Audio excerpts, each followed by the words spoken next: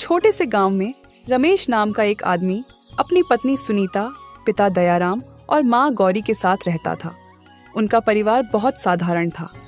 गांव के किनारे उनका एक छोटा सा घर था, जिसके सामने फूलों और सब्जियों का एक छोटा बगीचा था। घर से थोड़ी दूर उनका छोटा सा खेत था और उसी खेत के पास एक पुराना तालाब था, जो उनके परिवार की सबसे कीमती संपत्ति माना जाता था। रमेश के पिता दयाराम पूरे गांव में अपनी ईमानदारी, दयालुता और अच्छे स्वभाव के लिए मशहूर थे। गांव का शायद ही कोई ऐसा व्यक्ति हो जो उनका सम्मान न करता हो। दयाराम हमेशा लोगों की मदद करते थे। किसी के घर अनाज की कमी हो, किसी को पैसों की जरूरत हो या किसी का झगड़ा सुलझाना हो, सबसे पहले लोग दयाराम के पास ही आते थे।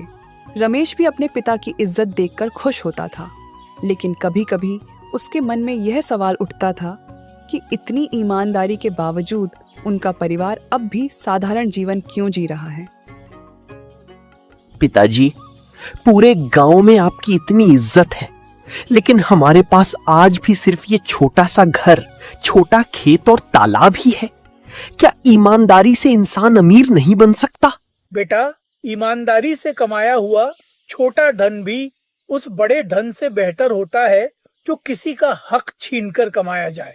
याद रखना, ईश्वर देर से देते हैं, लेकिन जब देते हैं तो उम्मीद से ज्यादा देते हैं।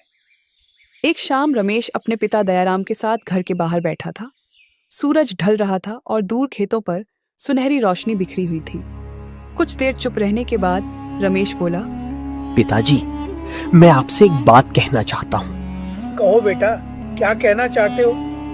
हमारे पास छोटा सा खेत है, छोटा सा घर है। अगर हम तालाब बेच दें तो अच्छे पैसे मिल सकते हैं। उन पैसों से हम और जमीन खरीद सकते हैं, अपना घर भी बड़ा बना सकते हैं। बेटा, तुम इस तालाब को सिर्फ एक तालाब समझते हो, लेकिन मेरे लिए यह तुम्हारे दादाजी की सबसे बड़ी निशानी है। मैं इसे कभी नहीं बेच सकता। ऐसा क्या है इस तालाब में पिताजी? ये बात बहुत साल पुरानी है। तब मैं छोटा था। उस साल हमारे गांव में भयानक सूखा पड़ा था। खेत सूख गए थे, कुओं में पानी नहीं था